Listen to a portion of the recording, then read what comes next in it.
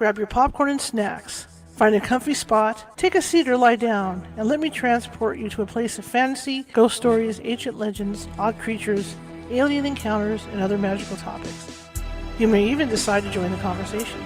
From faraway lands to your own backyard, with a small dash of pixie dust, turn out the lights and open your minds. The journey is about to begin. Hey, welcome to the show tonight. How's everybody doing?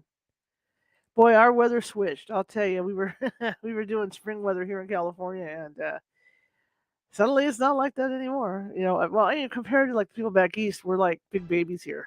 Because it's not like we're not like Hawaii where it's 70s and 80s all the time. But anything below 50 for us, we're dying. And tonight, in the next couple of nights, we're supposed to hit in the upper 20s. So for us, that's horribly cold, horribly, horribly, horribly. So everybody's out, covering up pipes and plants and all this, and preparing for the onslaught of the cold. So I can tell you right now, it's down to 40 something right now. I got my heat going and all that. Anyway, my name is Charlotte. I'm going to be your host for the night. We got a great guest, but before we get to him, I got to tell you who I am. I'm Charlotte again. I'm going to be your host for the night. I'm also the owner of the California Haunts Paranormal Investigation Team, based out of Sacramento. We are 35 strong up and down the state of California. You can find us at californiahaunts.org. The radio show is separate. You can find the radio show at californiahauntsradio.com. And at the radio show, you can get to our YouTube page, or you can go in and see all our archives from this show. Plus, you can see our archives from Blog Talk Radio Show, because we run Blog Talk Radio for 15 years. So you can check that out as well. Okay? Anyway, if you're watching from YouTube tonight, please subscribe. If you look down in the right-hand corner, you're going to see the little guy, the little ghost with the Sherlock Holmes hat on and the magnifying glass. That's our little mascot. That's how you subscribe to the show. Okay. One more thing, a couple more things is that I'm going to be doing ghost tours, and we haven't done ghost tours since the pandemic hit. And what ghost tours are is we take you to a haunted hotel, haunted location, and you get to use our equipment and work with our team members. We teach you how to actually ghost hunt, and it's a really neat experience. And it's a full ghost hunt. It's not anything it's not a half thing or promotional ghost hunt. It's a full on ghost hunt where you get to try our equipment out, try to get your EVPs, and then we all go over that evidence, and you get to take home whatever evidence you got. So it's a pretty good deal. So, like I said, I'm going to have that up on the radio website probably tonight or tomorrow night. Last night I got detoured. My dog wanted to sit on my lap all night. So what can you do? But anyway, that's going to be happening. Okay. You see that ticker running along the bottom? The reason why it's there is because California Haunts is a paranormal investigation is a nonprofit. And because it's a nonprofit, all of this comes out of my pocket. So anything you see here, everything, lighting, the bikes, my hat, see? My headphones, everything you can think of that would go into doing this radio show comes out of my pocket. So if a camera breaks down or the computer dies, I have to replace everything. And it comes out of my pocket. So if you could find it in your heart to donate a little bit to us, that would be great, because we're always looking for donations. That would be at paypal.me at California Haunts. Or if you're uncomfortable with PayPal, we do have a Venmo where you go into Venmo and just type in California Haunts. It's that easy. Okay? Anyway, without further ado, my guest, Steve Ubaney, is on his third round here. We probably won't see him for a while after this, but he's been talking about his 3 books in his Who Murdered series. First one was Princess Diana. Second one was Elvis. Tonight we're going to talk about FDR, one of the greatest presidents of all time, right? Okay. So I'm going to bring Steve on, and we're going to get the show on the road. Here we go. Hello. Hi, Charlotte. How are you? Good. How are you? Good. And I promise one of these times I'll actually use a camera. There you go. It's okay. But not this time. Not this time. Next time. Okay. And this photo, don't be yelling about the photo. That is the only photo on the internet of you. Really? Every show uses that. When you look at every show that has you on, that is the photo that goes up. Even well, that's because I really look like that. It's not what you said last time. I'm just saying. Oh, this one? Yeah, I don't look anything like that. Yeah, that's the one that everybody puts up, because that's the only one they can find. I really have to work on getting a more recent in a different photo up there. But I just thought I'd warn you ahead of time and let you know why. Okay, sounds great. It's been that kind of week. So you guys are getting cold weather out there, huh? Yeah, it just changed again. We had 2 weeks of, like 75, 76. Man, And I live in Western New York, and it's been so cold here. I actually saw a dog stuck to a fire hydrant. oh my god, that's scary. So, I mean, we've been getting single digits. We've been getting, it was The vision of the dog 21 stuck to the fire below. hydrant. I'm trying to envision that. It's kind of scary because the way I envision it is the stream is frozen. You know what I mean? And he's kind of like 3 feet away in the stream. Never mind. Anyway, yeah, yeah. It was 21 below one night here last month. See, God, we would die out here in California. We complain when it drops below 60. My father Enjoy used it to when you laugh about that because my father grew up in Cleveland, Ohio. And so he'd see everybody bundling up at 50, 55, and he'd say, my God, it's all t-shirt weather. These guys are idiots. Well, he would be right. It's a chore. We have 4 seasons here. We have almost winter, still winter. No, almost winter, still winter, and construction. Those are our 4 seasons. That's about it. So we're coming into the season where we have to, spring is coming and we have to rake and row and mow and hoe and scrape and prime and paint. So There you go. So you can get ready for the next season. Yeah. well, that's it. You finally get everything fixed around, and all your house is all pretty looking, and all the yard's nice. And you know what? It gets destroyed again. You can never make any progress. You've only got like 2 days to sit out on your deck. Yeah. Yeah, that's about it. You have to fit in all the graduations. You have to fit in all the weddings and everything. You have to fit them all into 6 weeks, and then you put the lawn furniture away. Yeah, That's that's it. it. Cover it all up and get the snow shovel out and away you go. I look forward to those 9 or 10 days of summer every year here. I'm It's sure great. you do. We have way too much I damn wish fun winter out there. here was like in Hawaii because in Hawaii when it rains, the rain's like 82 when it comes down. You know what I mean? Instead of being so bloody cold, wouldn't it be nice? Who the hell It'd be needs an different. umbrella? It'd be different. That's for sure. I mean, it's not where I live. We're in the jet stream, so it's not uncommon for us to a 40-degree in 24 hours. Yeah. I mean, Yeah. it's bizarre. It's you want to drive your barometer crazy? Move to Western New York, where in August you still have your snow brush in your car. There you go, because you never know. Yeah. Yeah. I know they just got snow in the foothills up here. I mean, it's always a big deal, even though it used to snow there years and years ago, but because of climate change, or whatever that is, it snows every once in a while up there, so they always make a big deal out of it. Yeah, I remember a couple of Octobers ago, we got 121 inches of snow at the airport, Yikes.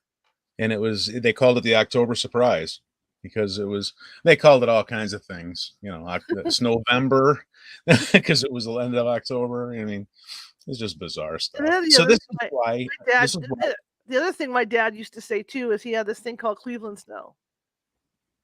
And Cleveland snow to him was when because we see it up here at Tahoe, Cleveland snow was what the snow looks like a day or two after it snows. That black from the road, and that's what he would call Cleveland snow. that's funny. This is how I had time to write these books because I mean, not I'm for like 4 months or 3 months, you won't see a glimpse of sunshine. I mean, this is where Mary Poppins would hang herself here. I mean, it is so. Uh-oh, we lost you. Oh no. I'm still here. Oh, there you are. I thought I lost you. Sorry. It is so dark and dank and cloudy and gray. You want to see 50 Shades of Gray? Move to Western New York. Okay. That's scary. No, I'll pass. Thank you. I like it out here. I'd rather be in Hawaii, but still out here is fine. As long as I have a heater, I'm good. I like the snow. Don't get me wrong. I love being up in the snow. I've got an all-wheel drive truck, SUV, but it's a nice place to visit, but you don't want to live there. Yeah, well, that's why they make paintings. I'm a beach guy. If I want to see the snow, I'll look at a Norman Rockwell or I something was like. thinking that Norman Rockwell. Yeah, yeah. So this is the last book in your Who Murdered series. It is. It's the last subject. Yeah, absolutely. FDR was a presidential murder that no one knew about. There's been a couple presidential murders that people have looked over. Warren Harding was very obviously murdered, and no one talks about that one. That's a book I will not write because I'm getting out of this venue after one more book. Uh-huh. FDR was very obviously murdered, and of course, propaganda being what it is, nobody has looked into that one other than myself. Mm-hmm. Actually, I take that back. There is one other person out there that when my book came out, there was information out there. I didn't see it when I was writing my book, but after the fact, I noticed that somebody else was on the trail years before me. I didn't know that. So it would have made it a lot easier, I can tell you that. Wow. Cool. So tell me about FDR. What's happening with what happened with him? Okay, so don't change the channel, folks. We're on all the other ones too. Pop your corn. Let's get ready to rock and roll. Okay, FDR, Roosevelt. I think there were 3 people in Washington, D.C. that piss off. It was just unbelievable how he managed to surround himself with enemies and all kinds of things that were going on inside his White House. Very colorful person in history. Very, very loved president.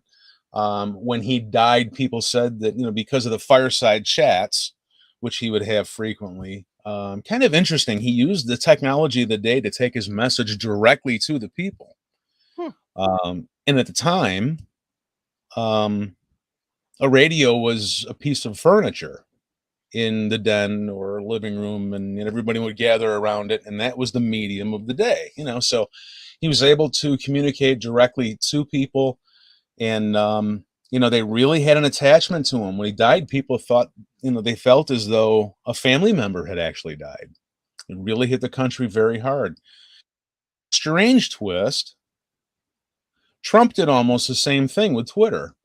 Right. Both of them used the communication medium of the day. Now, don't send me hate mail and say I'm comparing Trump to FDR. Don't do that. That's not what I'm talking about.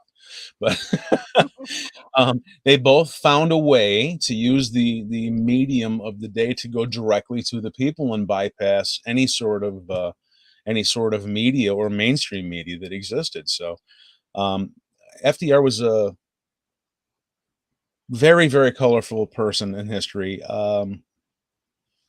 I can't say I'm an FDR fan, but I did admire a lot of things that he did. Mm-hmm. I thought he was an excellent war president. I thought he was very, very smart. I have to admire him for fighting his way through his disability.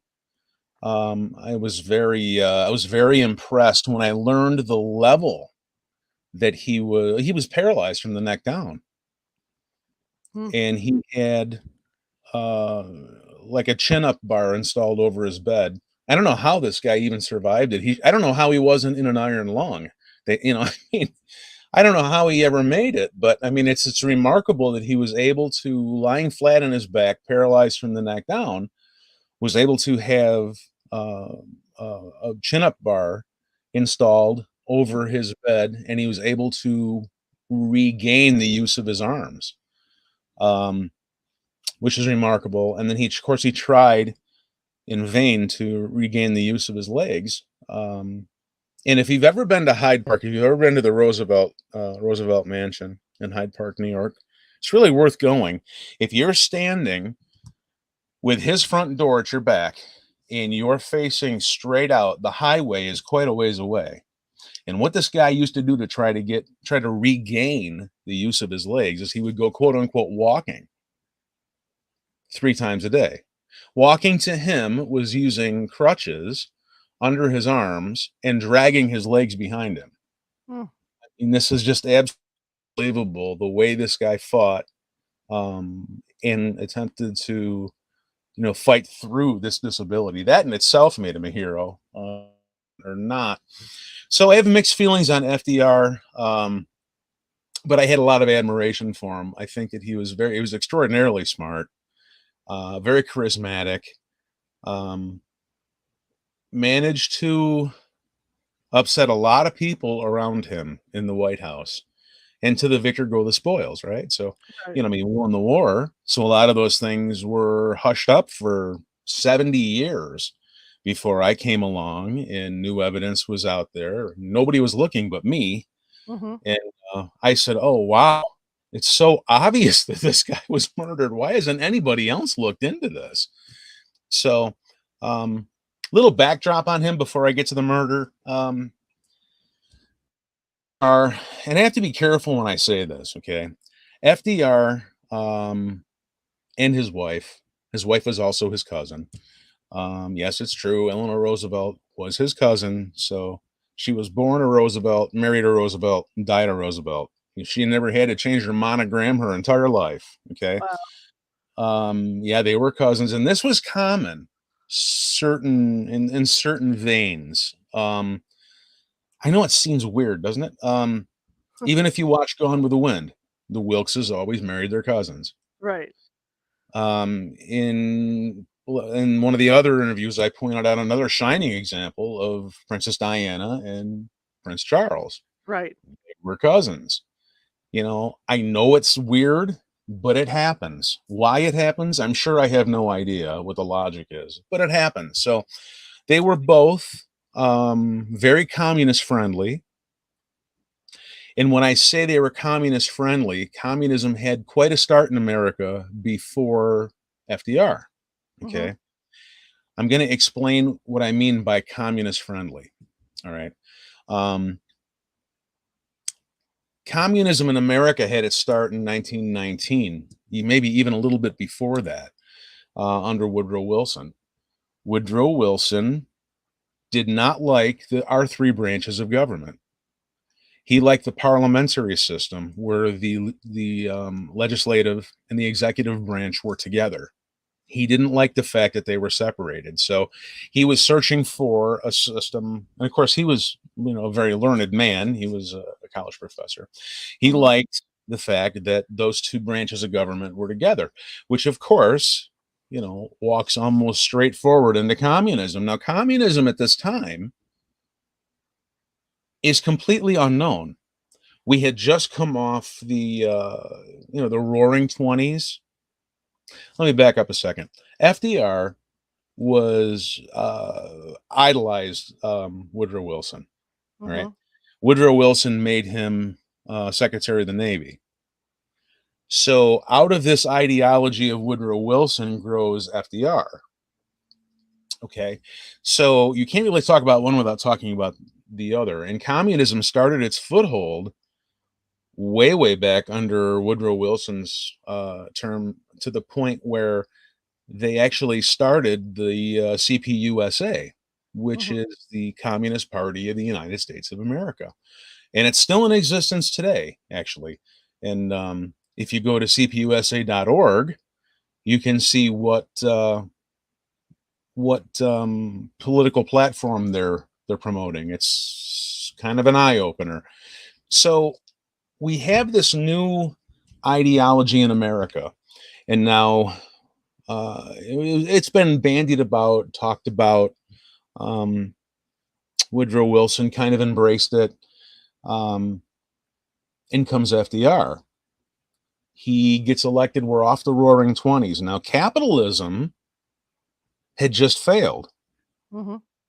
They were in a very steep economic problem under Herbert Hoover, under Herbert Hoover and capitalism. So capitalism bombed out, and they're scrambling for a new ideology to take its place. So they knew nothing about evil empires. They knew nothing about any of this. All they knew was that this was supposed to be the answer. Okay. Everyone was cared for, cradle to grave. All you had to do was lock hands and skip off into the sunset. Mm-hmm. And the government would do all the work. Okay. Sounds great, doesn't it? Doesn't work. But they thought it did. So when I say that these people, FDR and Eleanor, were communists, that's what I'm talking about. They don't, I mean, it's not that they were enemies to the country or anything. They were trying to embrace a new ideology that nobody knew anything about. So here we are, 1930, 31, 32, 33.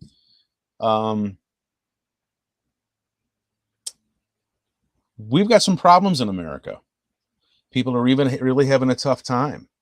So Stalin, of course, being the evil genius that he is probably the biggest megalomaniac in human history. He what a hideous murdering monster this guy was. He murdered millions of his own people. It's just, and of course, he was one of the original Politburo members in the USSR, and most of those got caught up in the Great Purge. He was an interesting dude, and they were on a collision course. Okay, America's on a collision course with Stalin. At this time in America, Stalin obviously is a communist, and he's using this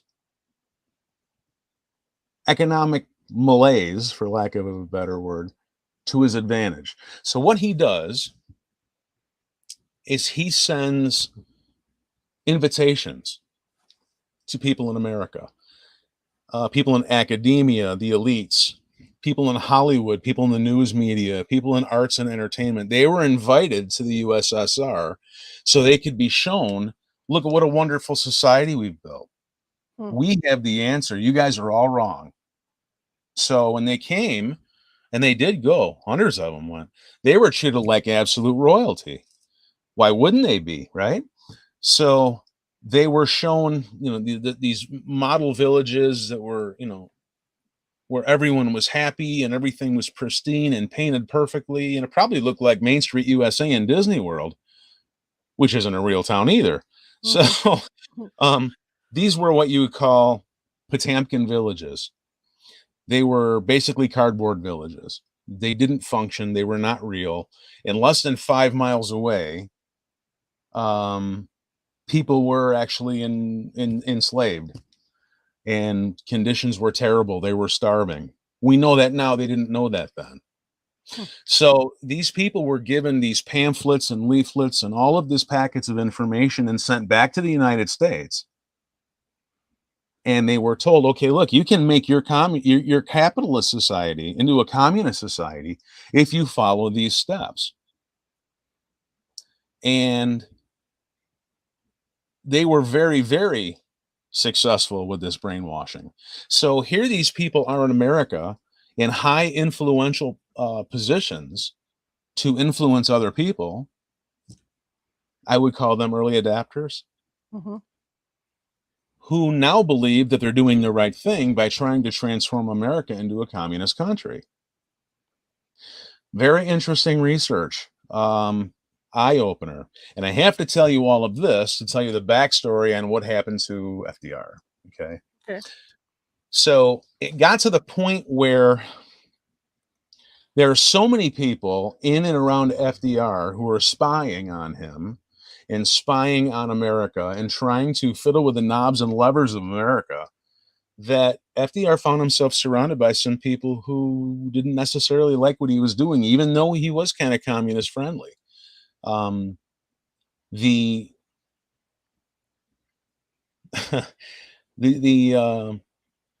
trying to figure out how to paint this because there's a lot of names coming and I don't want to confuse people. So let me back up and go slow. Two of the biggest communist spies were Whittaker Chambers. They had huge spy rings in every branch of the United States government. 15 high-ranking officials within FDR's White House were known communists, and they were spying for Stalin. Okay, and everyone from Alger Hiss to Harry Dexter White, and this all came out afterwards. This, of course, they didn't know that then, but they were into, and I'm going to give you a list of the part of our government that they had infiltrated. Okay, the Public Welfare Committee, the U.S. Treasury Department. We had communists in the Treasury Department, the Price Administration, the War Production Board, Labor Advisory Board, the National Labor Relations Board, the Department of State, the Attorney General's office. We had communists in the Attorney General's office and the Agricultural Adjustment Administration. All of these people, all of these 15 high-ranking people who were in charge of those departments in our government are all named in my book. Okay. And it's not that way because I say it's that way. It's just real research, folks. Yes, I do real research.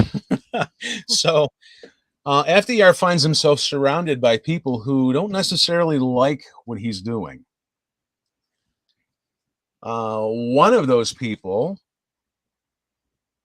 was introduced to him from Eleanor Roosevelt. Eleanor Roosevelt was very active in the CPUSA, which is, I'm trying to think of their address. I used to know off the top of my head. It's in New York City, and it's still there in its original place. And for the life of me, I cannot think of that address, and that really bothers me. I must be slipping in my old age. 234th, 235th West 32nd Street. I had to look it up. So it's still there. She was very active in this because it's not very far away from Hyde Park. You know, it's within a day's ride. So they would go with her friends, and Eleanor Roosevelt would go down and hang out, and they would start a think tank. One of the people that she became very, very close with was a fellow named Harry Hopkins. Harry Hopkins this guy's really something else. He ended up being the 8th Secretary of Commerce in the United States. He is one of FDR's closest advisors and closest confidants. The New Deal was Harry Hopkins' idea. He also started the Lend-Lease program for us. So during we would be distributing food and oil and material between the UK, China, and the Soviet Union, and Free France, and other allied nations during the war. You know, warships, warplanes, and other necessary weaponry. This was all the construct of Harry Hopkins. Okay.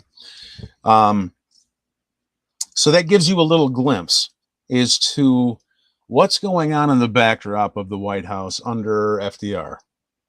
And things are not as they seem when you watch the film footage and the reels and so forth.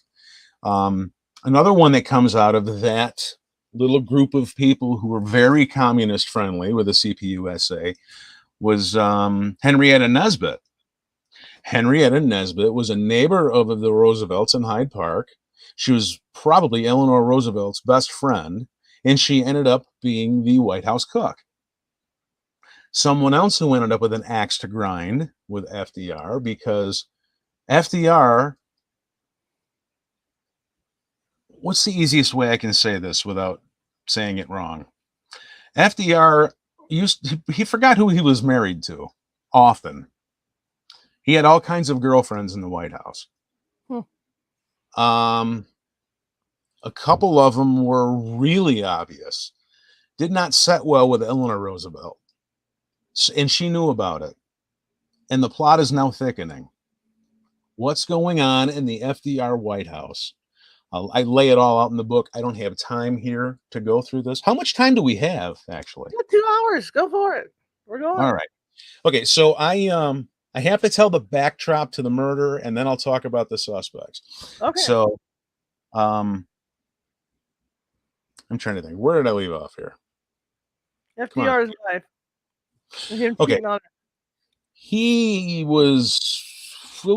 This is unbelievable, really, for a guy in a wheelchair to pull this off. He had a 30-year love affair with Lucy Mercer. She was the social secretary of Eleanor, one of Eleanor's best friends. And when he used to leave the White House, he would have rendezvous with Lucy Mercer. This was well known. Why? Because Secret Service was one of the people who arranged these meetings. Kind of bizarre. I know, that's the truth. Fact is always sometimes more strange than fiction. Another one is Missy LeHand. Missy LeHand is FDR's personal secretary for a couple decades. She lived in the White House. So when he wasn't dabbling around with his wife, and he was goofing around with her because, you know what, she was close at hand. It's Missy Lehand, close at hand. Look at that. All of this is going on, and he is starting to gather people. The White House is starting to be divided. Are you on Eleanor's side? Are you on FDR's side? He's screwing around on his wife, and it's blatant. Okay. Stalin knows all of what's going on. Why? Because all of these people have infiltrated the White House.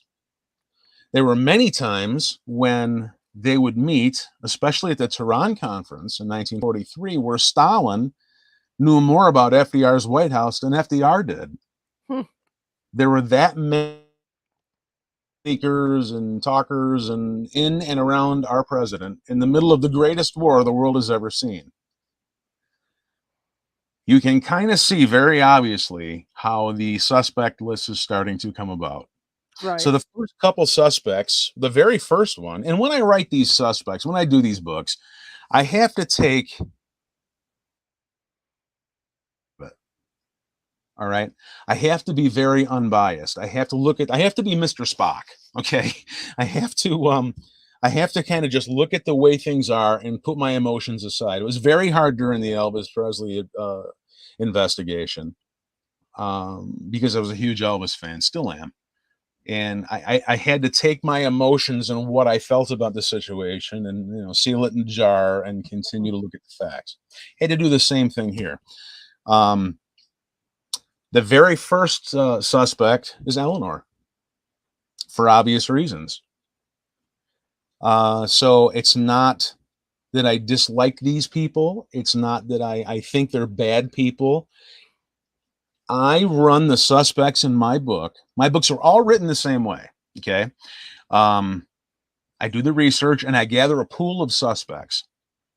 And I run these suspects through the elements of a crime. Motive means an opportunity. Okay. Did Eleanor have the motive? Yes. Did she have the means? Oh yeah. Did she have the opportunity? Oh yeah. Motive means an opportunity. Guess what? She's a murder suspect. Okay. I don't care who she is. It wouldn't matter to me if she was Peppermint Patty. She's a murder suspect. Forget the fact that she's the first lady. Okay. So the next ones are the two girlfriends, Lucy Mercer and Missy Lehand. Did they have the motive? Yes. Do they have the means? Yes. Do they have the opportunity? Yes. Guess what? They're murder suspects. Mm-hmm. I do this with all of my suspects. Okay.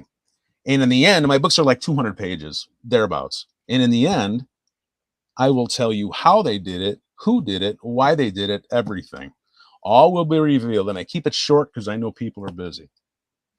Okay. The next suspect, Stalin. Joseph Stalin is a suspect. Why? At the end of the war, FDR wanted to start boy, what a smart guy he was. He wanted to make sure this never happened again in the world ever. The four policemen of the world. He wanted Great Britain, the United States, China, and the Soviet Union as the four policemen of the world, and they would take care of their own little section of the world. And if anything happened, they would quell any sort of rebellion or problems because they had the military might at the time. Mm-hmm. Okay. So that's not exactly what Stalin wanted. Stalin didn't want to split the world with FDR. He wanted to rule the world. Stalin was a temporary ally of the United States of America, and Churchill knew it.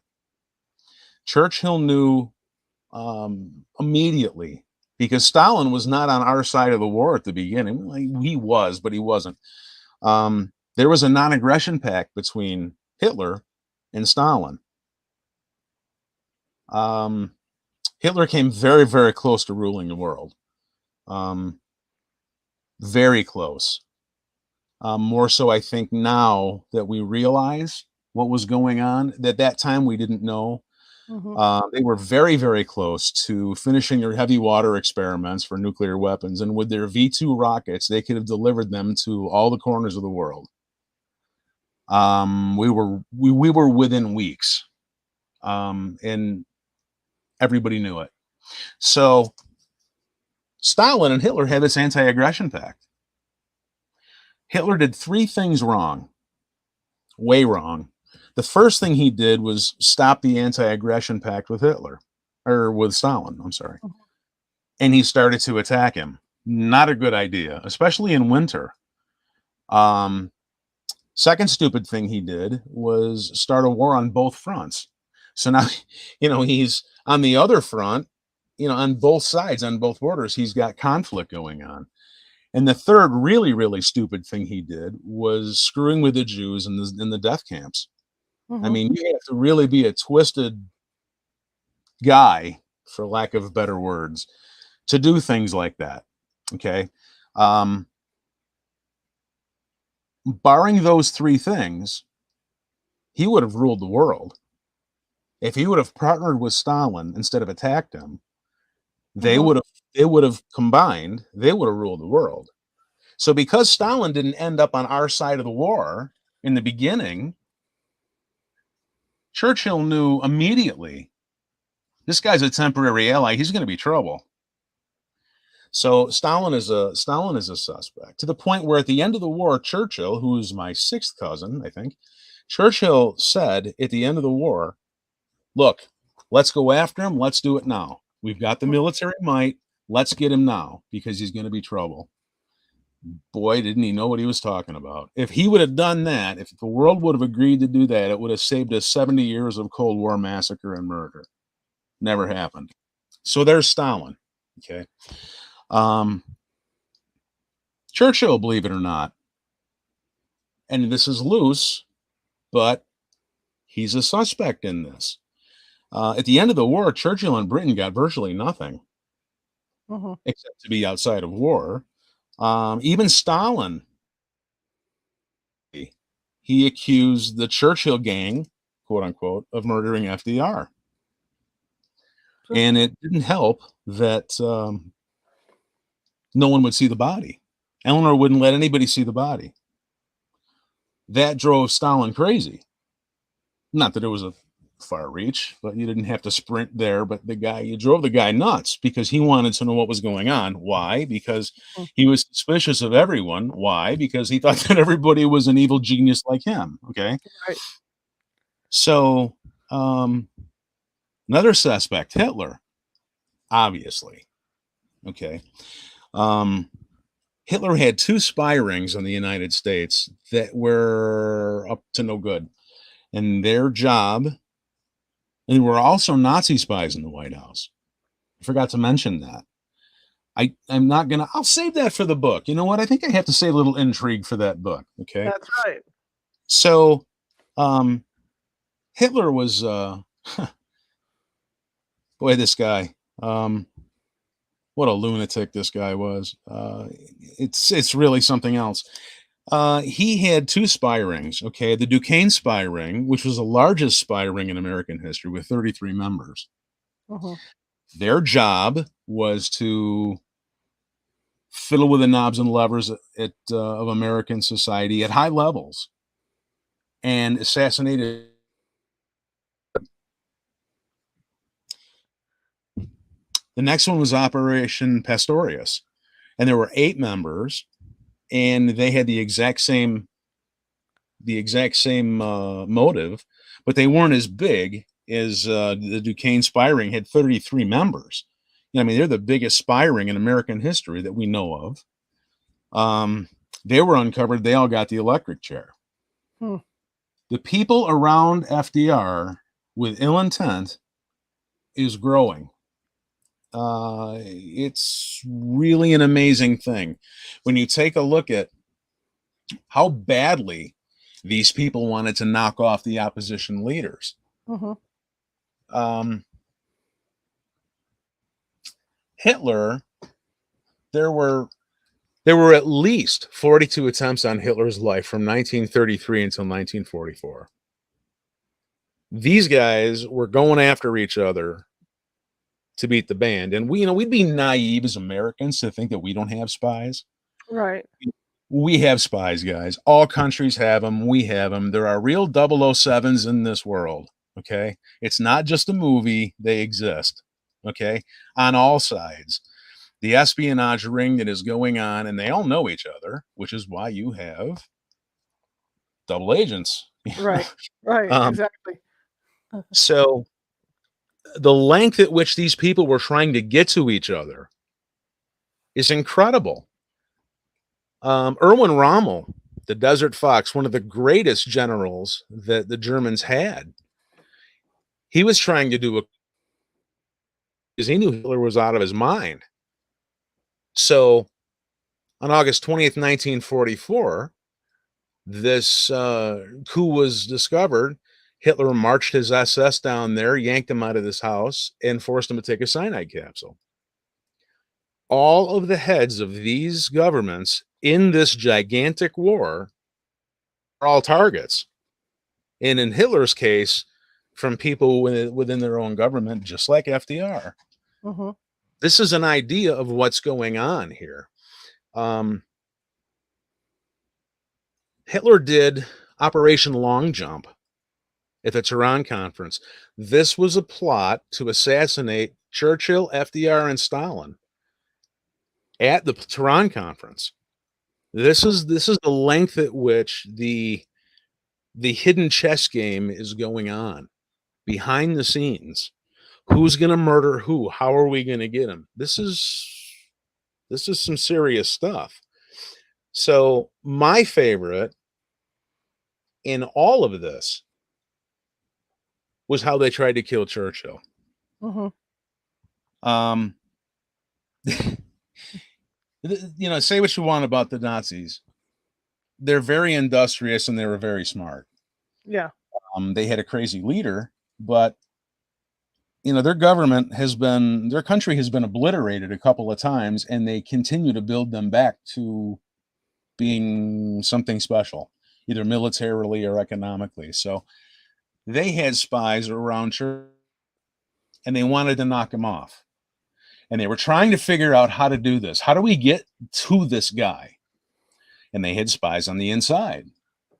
So they realized that a professional assassin will know everything about you. They realized he liked to drink, he liked to smoke his cigars, but what he really liked was chocolate. This guy loved dark chocolate. So what the Nazis did, and this is right out of Maxwell Smart, okay? You can't make this up.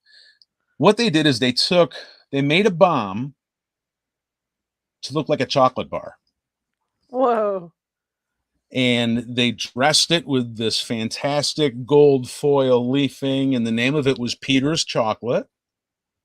And they put it on the thin, probably looked like a Hershey bar, and they put it on, they somehow slipped it in to his chambers, his private chambers, and they put it on the tray that was going in to and it was minutes away from working. What he was supposed to do is unwrap the chocolate bar, and it was going to blow his head off. And the secret document that explains all this is in my book, Who Murdered FDR. There's documents in there that I don't know if other people have around the world. I did some real digging. That's one of them. You can read the official document on that. So because of this, you have to really take a look at how they're all going at each other. Next on the list of suspects is the American industrialists. Not everyone liked FDR, communist or not, Nazi or not.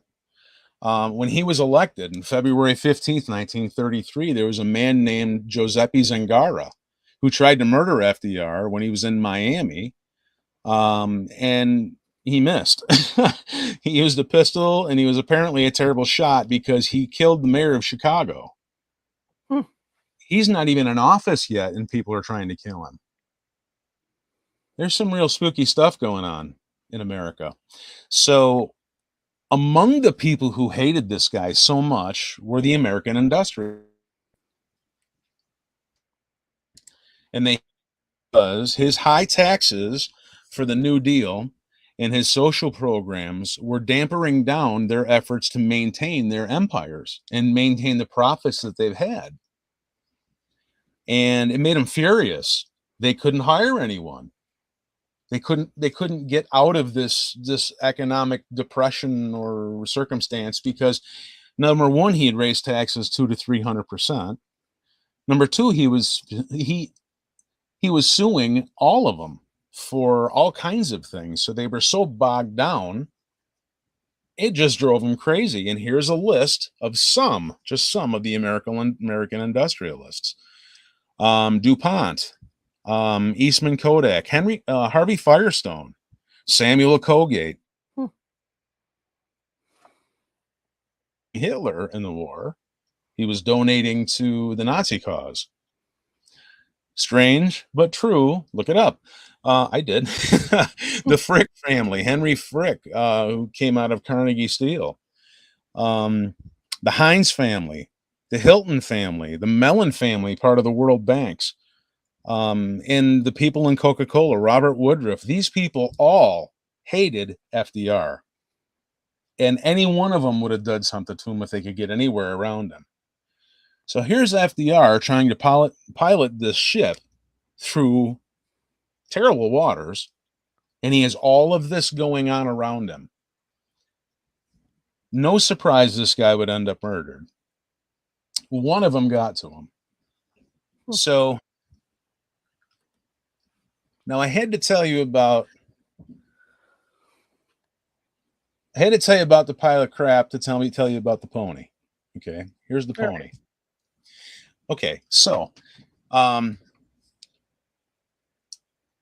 FDR is having medical issues, and they were not necessarily the advance of polio, and his doctors knew it. He had very good doctors. Of course, he was a Navy man, so his doctor from 1932 to 1945 was Admiral Ross McIntyre. He was the White House physician. And he went on after FDR's death to write the book, The White House Physician. And he was this surgeon. This guy was a pretty high level boy.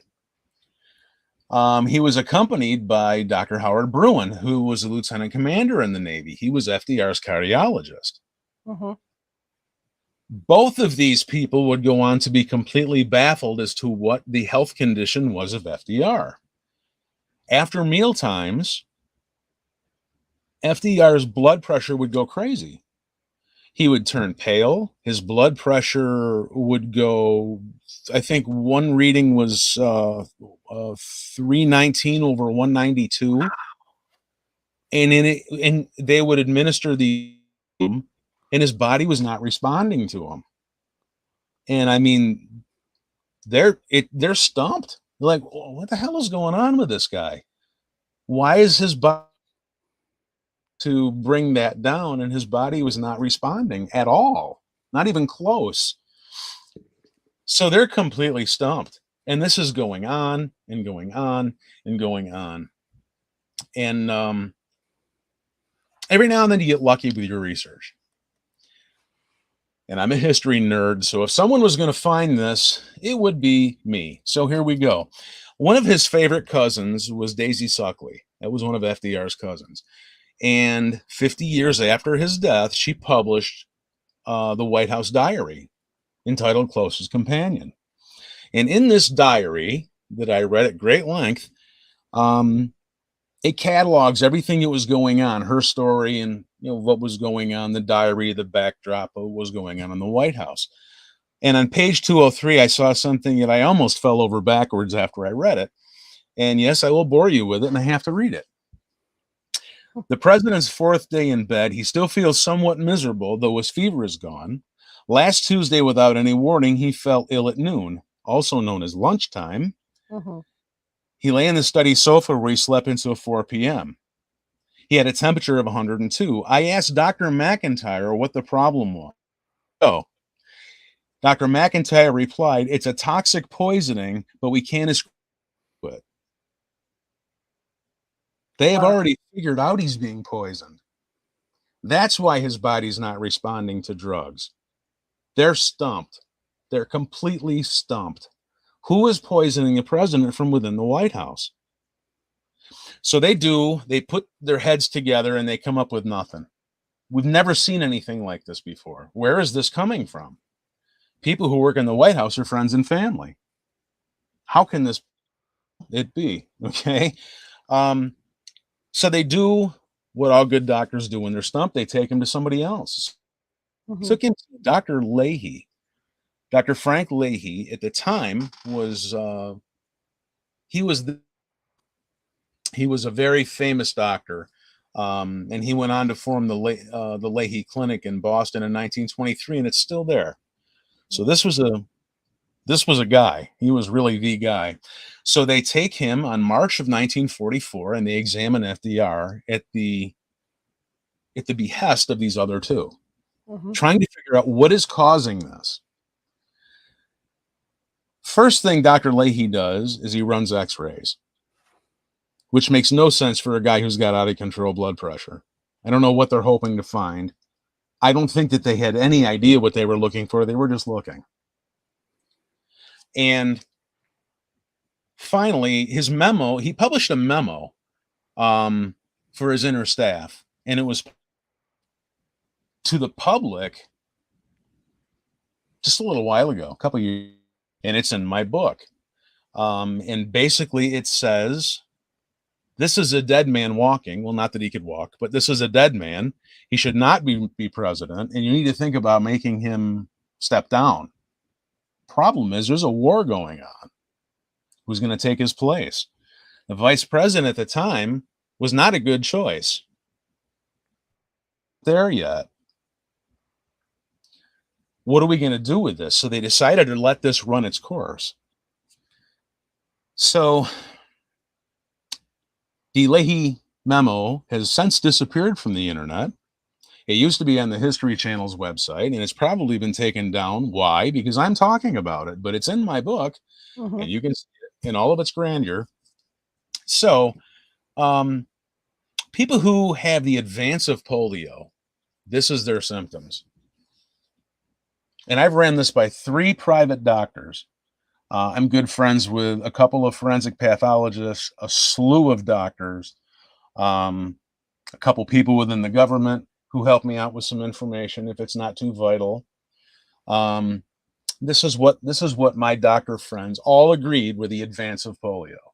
FDR did not die from the advance of polio. Okay, this is what the symptoms were if polio is left. Of course. Muscle and joint weakness, increasing muscle pain, becoming easily exhausted or fatigued, atrophy, which atrophy means, when your muscles get little because they're not used. Okay. Right. And if you want an example of atrophy, take a look at the photos in my book of what FDR's legs looked like. His legs were basically a skeleton-like because he hadn't used them for so long, the muscle was gone. So he had the legs of a tiny little kid. Kind of freaky, but true. Trouble breathing and swallowing, sleep apnea, and becoming cold because of lack of circulation. Mhm. None of those were what this guy was experiencing. According to Dr. Leahy, this is what he was experiencing. Cardiovascular system problems. He had problems with elevated blood pressure and hypertension.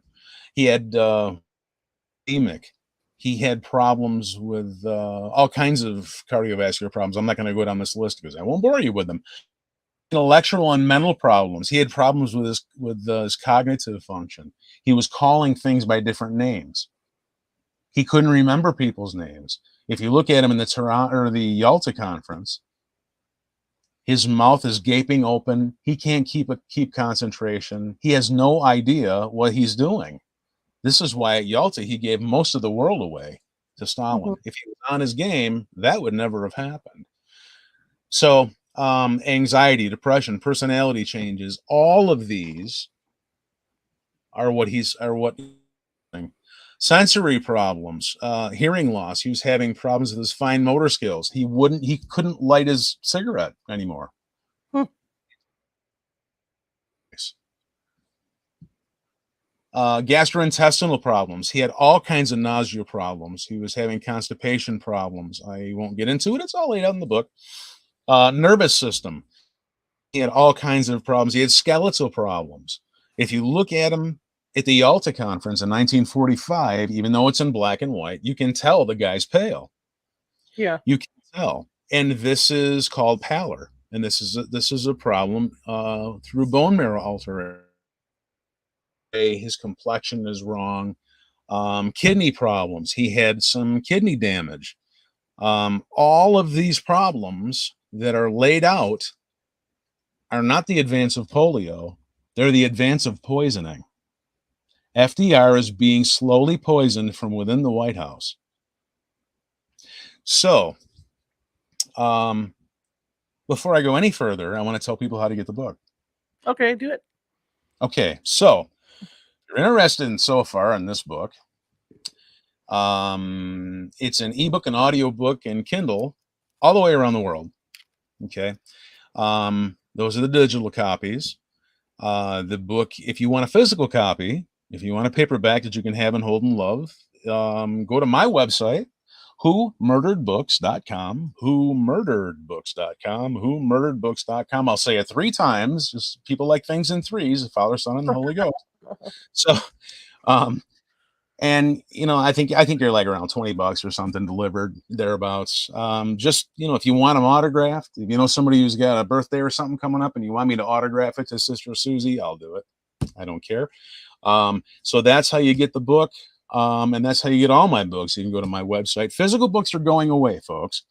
I have, I don't know, a couple dozen left of each book, if that. And when they're gone, they're gone. I'm getting out of the physical book world. I've had it with all kinds of problems, supply chain issues, rising prices. I've just had it. From now on, they're going to be digital. So if you're going to get them soon. Okay. With all that said, let's rejoin your program in progress. Okay. Well, back at FDR, back at the White House. I'm having way too much damn fun on this show. Okay, so did I mention that I want my own series? No, I'm only kidding. Hey, meanwhile, back at the White House, yeah.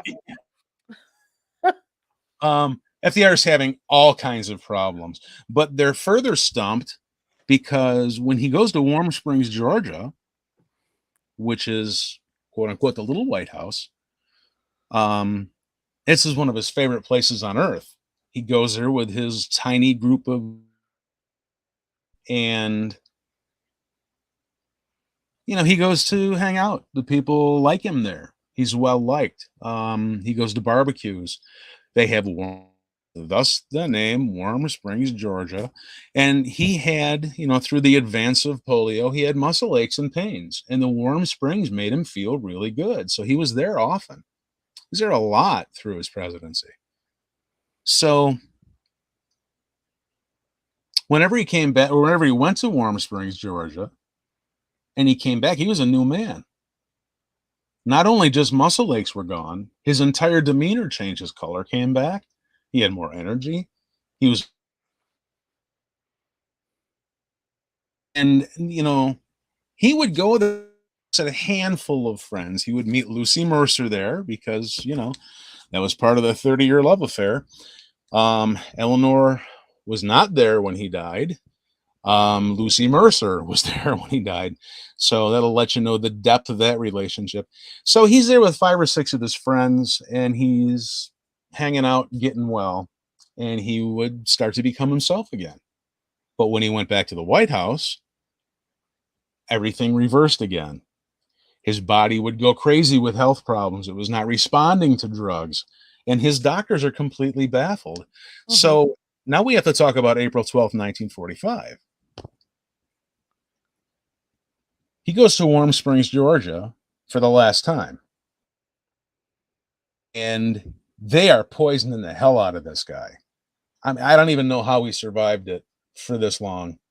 It got to the point where The Tehran Conference was in November of 1943, and those pictures are in my book. And 20 months later, 28 months later at Yalta in February of 1945, this guy is just a shell of himself. He's a ghostly figure. And it got to the point where it was so obvious that he was being poisoned. Harry Hopkins was with him. And he's at the Tehran Conference. And they're at a steak and potato dinner. FDR starts to turn white. He starts to sweat. He starts to vomit. And Harry Hopkins has to get him out of the room. They tried to poison him to death right at the Tehran Conference. And you know what? No one in the history books talks about it. This is the other side of history. So on the way back from the Yalta Conference, and I'm bringing us back to April 12th, 1945, one of his top generals dies on the ship coming back. His name was Major General Paul Watson.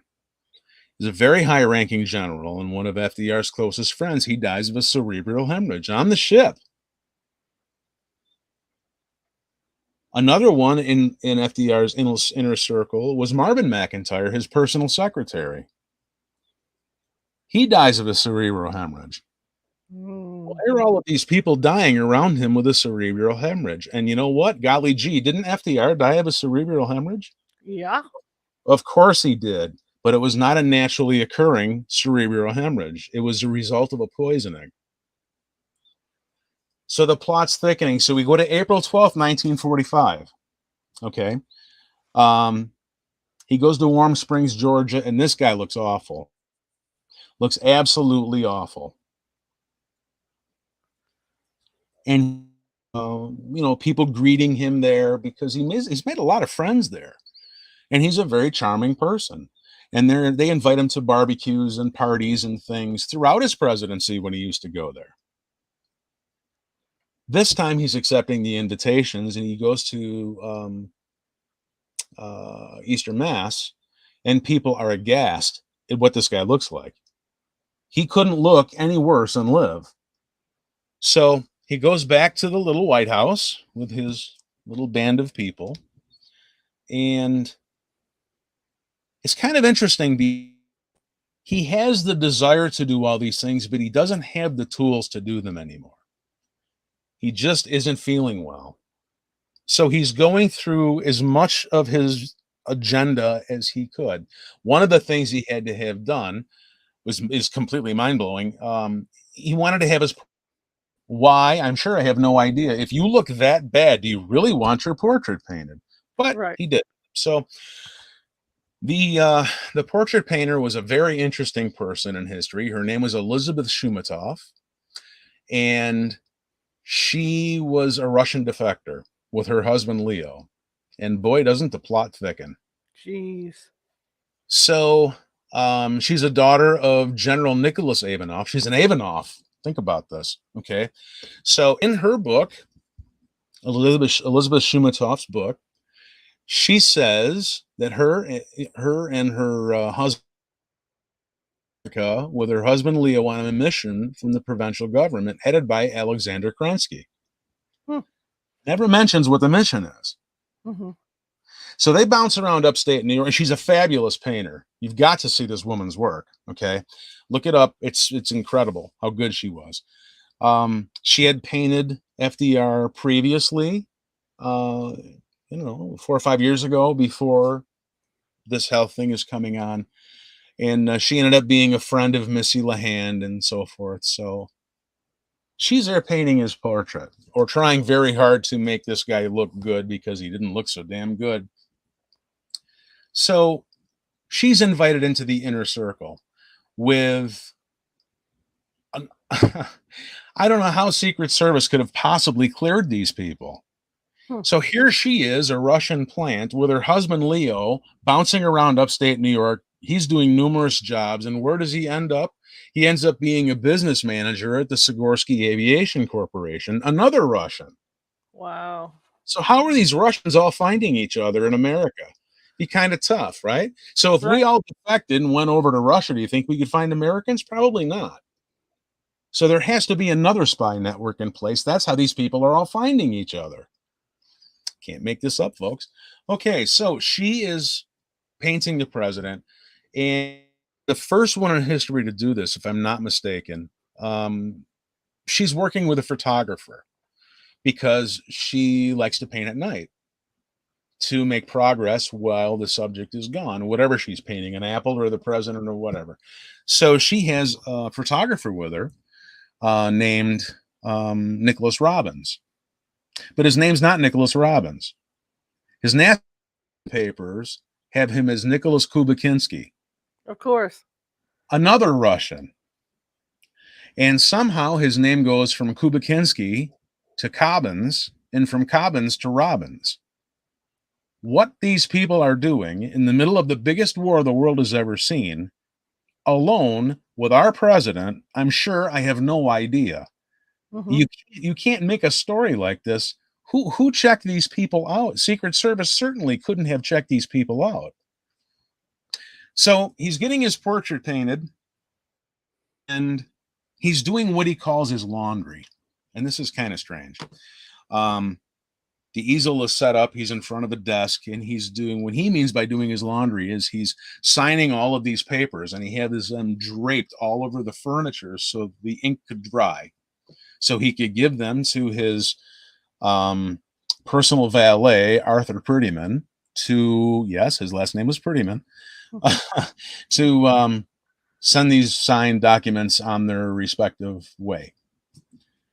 So Lucy Mercer is there, and she leaves to go make lunch. He's alone with these two people.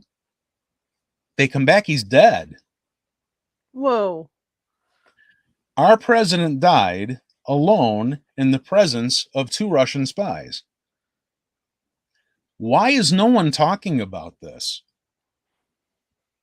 No history book talks about this. So our history books that are written on FDR's death should be taken right out of the library in the history section and put right next to Grimm's fairy tales, because there's no way they're telling you the truth. So did they murder the president? Was it just bad timing? Who knows? Was it Churchill or Hitler? Was it the girlfriends? Was it Eleanor? Who knows? The book knows. I screen all of these people, and I do a pretty good job of it. People love this book. It's funny. Everybody has their own favorite book, you know. Right. Some people like the FDR book. Some people like the Elvis book. Everybody has their own favorite book, and I think it's because these books are cross genre. Okay, mystery, history, celebrity, suspense, all of that is kind of wrapped up in here. So everybody has their own separate book. So the plot is kind of thickening a little more. You know, somebody told me, I was on a show the other day, and they said, "Why don't you just come out and tell us who murdered him?" And I said, "You know, I could do that. I don't. You know, again, if I had the financial might, I would publish these books and give them out, Right. because I want the history to be known. You know what? We're repeating it right now in history. You know, your future is your past forgotten. That's for sure. I don't, you know, unfortunately, with costs, and I'd like to break even on this one. So I can't just sit here and tell you who did it. I want everyone to know the history behind it. I want Right. everyone to know the story. All right. If you buy a book or don't buy a book, I'll be fine. But I want everyone to know the research that I've uncovered, because it's a drastic parallel to what is happening right now in history. Okay, so they say, you know, isn't it just coincidence? You know, isn't it coincidence? Well, is it coincidence that Dr. Leahy found all the things that are, you know, that lead to poisoning? Hmm. Is it all coincidence? It surely couldn't be possible if they could. Well, and it's interesting because as Americans, we have this opinion that we are pretty smart people. 30s, 1940s, we don't know that much about medical science at this point. The countries in Europe are farther than we are. They're thousands of years old, at least not hundreds of years old. I think that England is what, 1700 years old? A lot of these other countries have had quite a jump on us, especially in medical terms back in the day, not so much today. But back then, they knew a lot of things that we didn't. And what they were poisoning the president with was already known as a toxic poisoning substance all through Europe. Matter of fact, it was banned over there in all of the European countries in 1922. Not banned in America. We don't know about it yet. So you can't really blame Dr. McIntyre, Dr. Bruin, Frank Leahy. You can't blame these people. It's not that they were bad doctors. They weren't. They were very good doctors. This is information that wasn't known in America yet. So in the book, I'll tell you how they poisoned him, what poison they were using, and how it was being done. Okay. Today, we would have been on it in about 33 seconds. They didn't know it back then. Mm-hmm. So poisoning, you know, it sounds very Maxwell Smart, doesn't it? The It poisoning. does. So I had to do my digging into poisoning. And it's interesting. And I mean, poisoning has been used as a legitimate weapon since 331 BC. I had to dig into this. Why? Because I'm a geek. Okay. So everyone from the Apostle John in the Bible to Rasputin has been poisoned. Rasputin, they tried to do everything to this guy, you know. I think the only thing that would have killed him sooner was my mother's meatloaf, I think would have killed him. But I can say that now, it's after Mother's Day. So political poisonings peaked around the Italian Renaissance in the 14th century. And this is why people started using food testers. As a matter of fact, a couple years ago, Hitler's oldest living food tester just died. I forget her name. She was well into her 90s. And Hitler would just go through the concentration camps and randomly pick prisoners and say, okay, you're a food tester. And if you died, you died. You know, what food testers did is they basically tested all of the food before the important people ate it. Okay, so they did this for a reason, because this works. Roman Emperor Claudius, Napoleon, Mark Antony, Cleopatra, King Henry VIII, even Lincoln, they got caught trying to poison all these people. So this is a great big thing. Okay, it is such a big thing, actually, that modern day, fast forward to our technology of the day, you know, we're pretty good at this now. We've set up the presidential food safety team, and all of the presidents have it in the White House. Even the air that they breathe in the White House is meticulously filtered. Okay, so the presidential food safety team, that's their job, to oversee the making of the president's food, to make sure that there's no problems. Don't send cupcakes to the president. He's not getting them. Okay. Even if you have the greatest of intentions, he's still not getting them, regardless of who the president is. This one, the last one, the one before, it doesn't matter. Okay. So the presidential food safety team, their job is to basically set up a safe zone where the president, the first, you know, in the first family, and high ranking dignitaries can eat their food without worry of being poisoned. It's a big thing. So when they go outside of the food safety zone in the White House, using food tasters, Reagan, Elder Bush, Clinton, Obama, Trump, they've all done it. Okay. And through time, all of these things have been used. They used to use dogs, they use monkeys, they use prisoners, they took people on death row. I mean, it's really quite a thing. So probably the most recent successful poisoning was done at the Bulgarian embassy in 1993. Turkey's 8th president was murdered by poisoning with a glass of lemonade. Wow. It's not all that far-fetched to think that in the grips of the greatest war we've ever seen, that this guy could be poisoned, and slow poisoned. And I'm not going to tell you who did it, but whoever did it, they wanted to make sure that FDR was either a mental vegetable or dead as the war ended, because they did their research, and the research wasn't very good. They greatly underestimated Harry Truman. He didn't have a great political career. They didn't think he was very smart. Mm-hmm.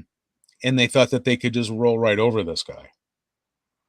Their research wasn't very good because Truman was no one to be rolled over. But they wanted to make sure that FDR was out of the way because he was very, very smart, and he would have carved up the post-war world differently. If FDR would have lived and had all of his faculties, the world would not be the way it is right now. And that was their goal. Let me see here. I talked about. Let me see here. It's amazing though that as tight like nowadays as the White House is, with stuff. Because there's even the story when Elvis went in to give the president the gun, how it never got past the guys at the door. Well, it's kind of interesting with that situation that Elvis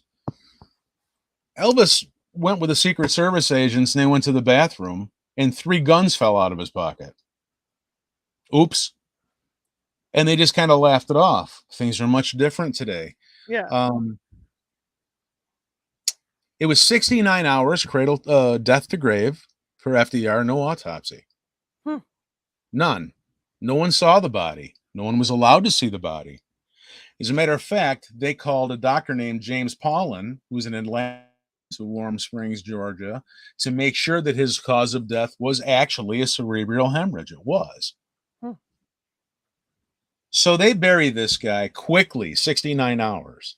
One of the most famous presidents we've ever had, 69 hours. Compare that to Lincoln, whose body was trooped all over the nation.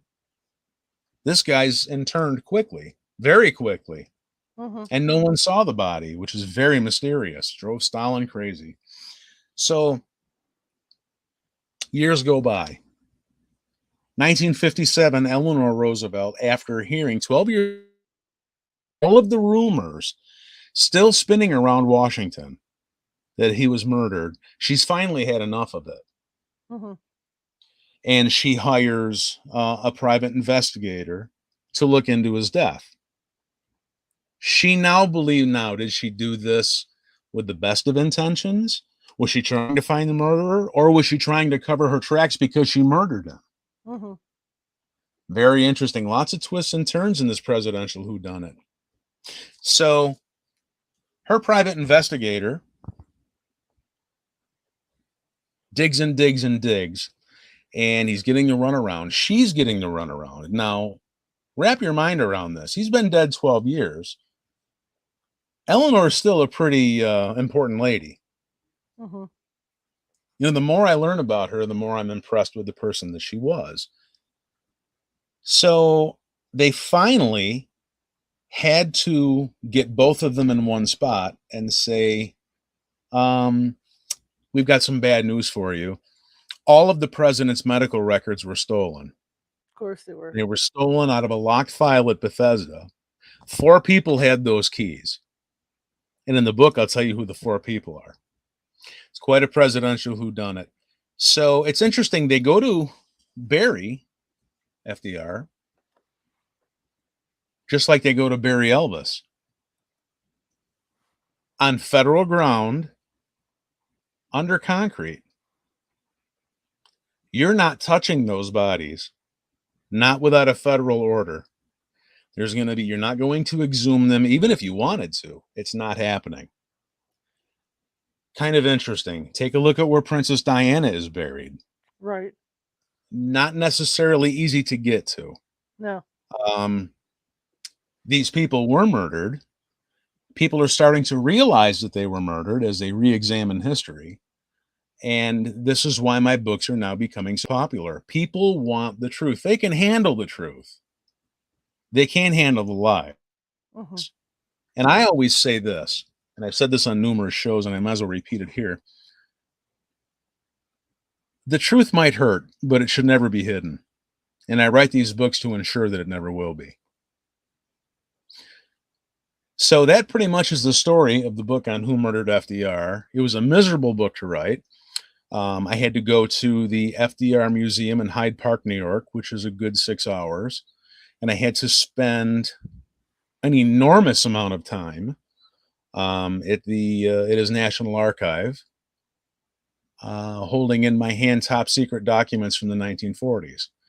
There's actually an entire filing cabinet, and there's all these pictures are in my book, pictures of the documents, pictures of the filing cabinet. There's I almost fell right over this. In the museum, because the museum is underneath, the National Archives are on top. Mm-hmm.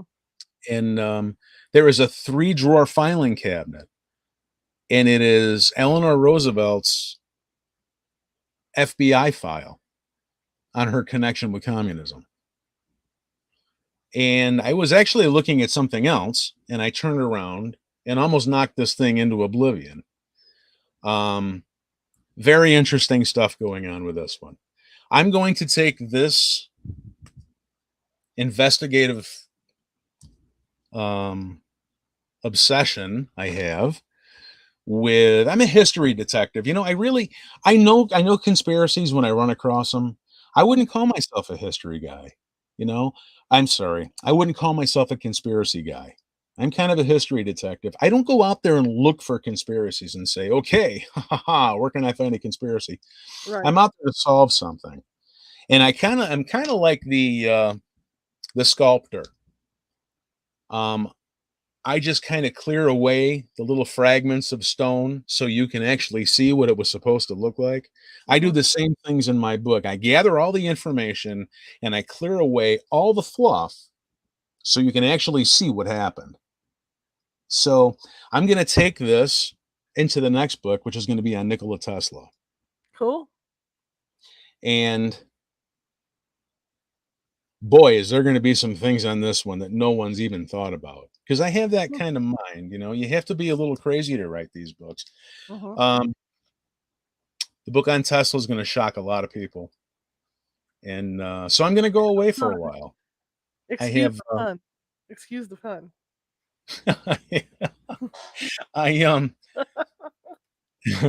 So I have to go away for a while. I'm going to be gone for about 18 months. Actually, I have your show and 2 more, and I'm done for the year. Wow. So I have a great deal of research to do on the Tesla book to bring it out, but it's going to be, all of my books are laid out the same way. I gather the suspects, I run them through motive, means, and opportunity.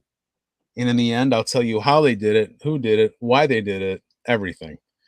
Interesting book series. I just got contacted by, and I say this at every one of the shows I've had with you, we should get together and do these as a series. Yeah. And I was just contacted by someone the other day on Facebook. Reach out to me on Facebook, Steve Ubaney. I'm on Facebook. I'm also on Twitter. I had somebody reach out to me who's doing a documentary in the UK on Princess Diana. And guess what? They actually want the truth. So it's kind of interesting. You never know where a book is going to lead you. Right.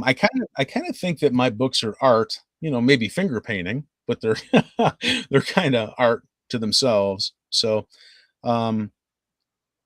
Harry Hopkins, I forgot to mention this. And you telepathically gave that to me, Harry Hopkins. You don't know you did that, but you did. Mm-hmm. I have to mention about Harry Hopkins. I've talked about all these other people. There was a KGB defector, Oleg Gravinsky, and I couldn't make that up. He identified Harry Hopkins as a mysterious Agent 19 who leaked all of the information from all of the nuclear projects and everything that we were doing back to the Soviet government.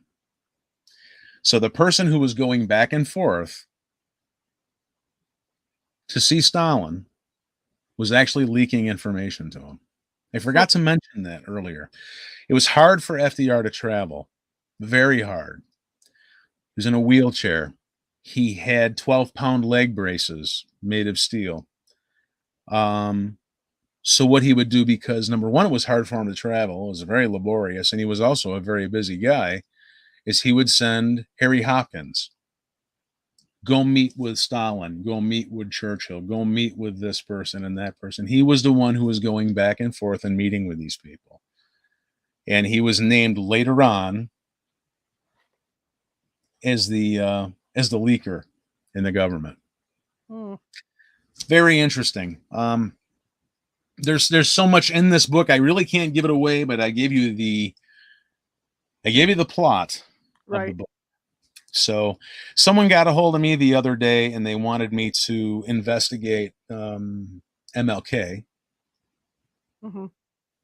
which I kind of blinked at a few times. It's interesting because James Earl Ray's brother, I know, the King family came out publicly and said they do not believe that James Earl Ray did it.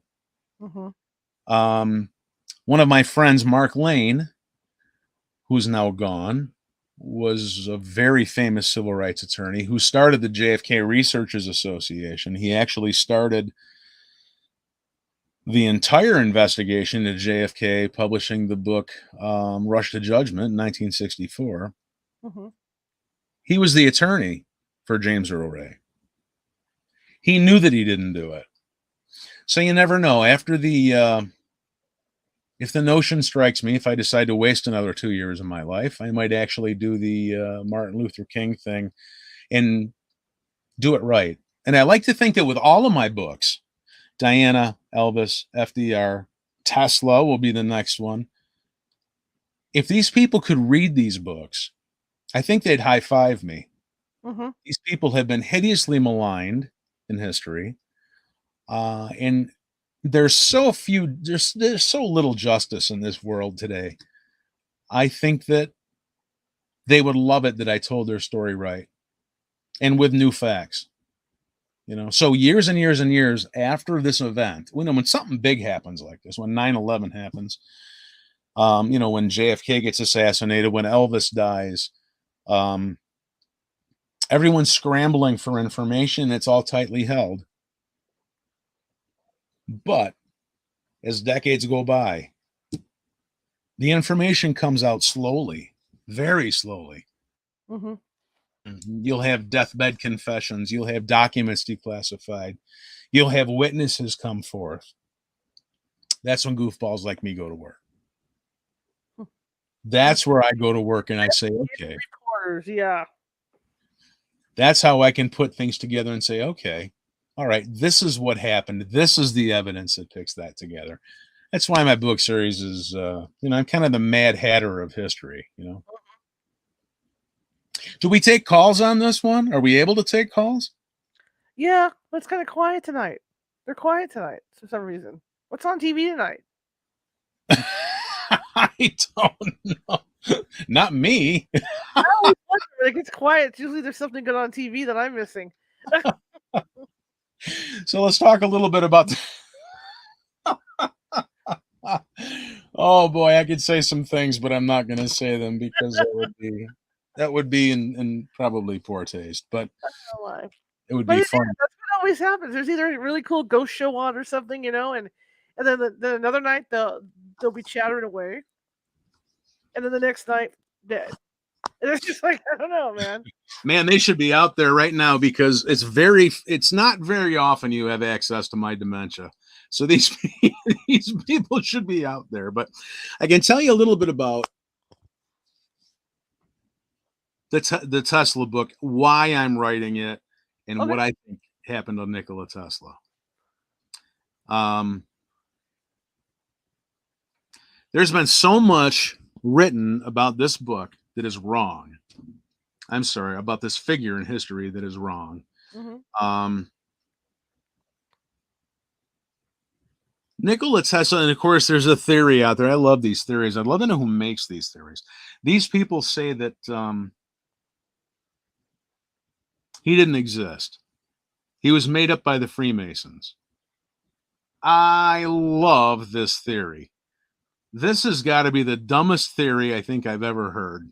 Whenever I need a giggle, I think of that theory, which has been lurking around out there since the 90s. I've already uncovered pictures of his parents, Mm-hmm. documents of him in school. I've already been in touch with 4 or 5 people who have evidence of his payroll. I've been in contact with the Thomas Edison Museum. And they say, well, there's no video proof of this guy being alive. Well, there's no video proof of my great-grandparents being alive, but I'm Right. living proof that they did. Right. So I really wanted to write that Tesla book to put that to bed, because that is really, one must stand in awe of how stupid that theory is, really. Mm-hmm. So why do I think he was murdered? It's interesting that the people in history who challenge the medical community all end up the same way. Defamed, decredited, discredited, with their laboratories burned down. Are you familiar with the story of Raymond Rife? Yes. Look what happened to Raymond Rife. He had, what's that? It never ends well. No, it never does. Rife he developed the first microscope that could see live viruses. Mm-hmm. And because he could see live viruses, he could figure out which frequency killed what bad cells and what kept them alive. So he was so successful with this on terminal cancer patients, Right. and curing them.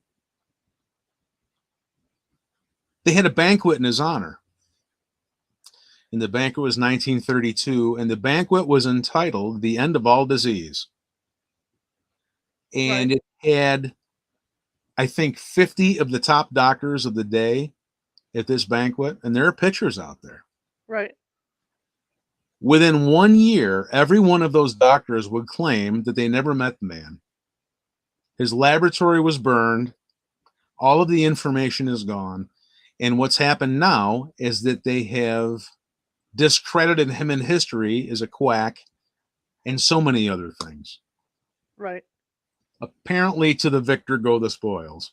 And if you have a bigger gun than the other guy, you're going to win if you're right or not.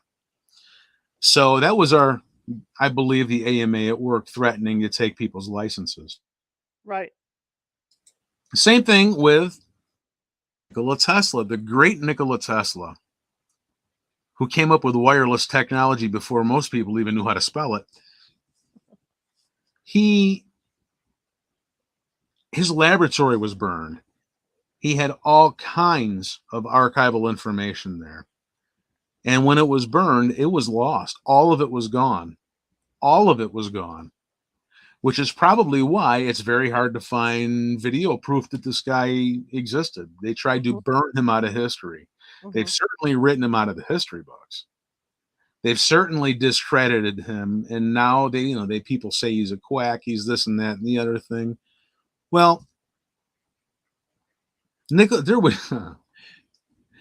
Tesla was one of these people who cared more about the advancement of mankind and the betterment of mankind than he did his personal wealth.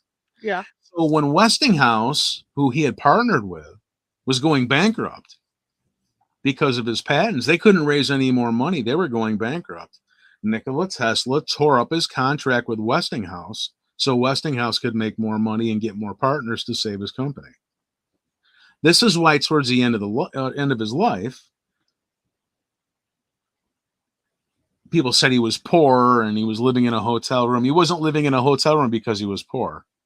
He was living in a hotel room because he wanted people around him all the time because he knew that his life was being threatened. Yeah.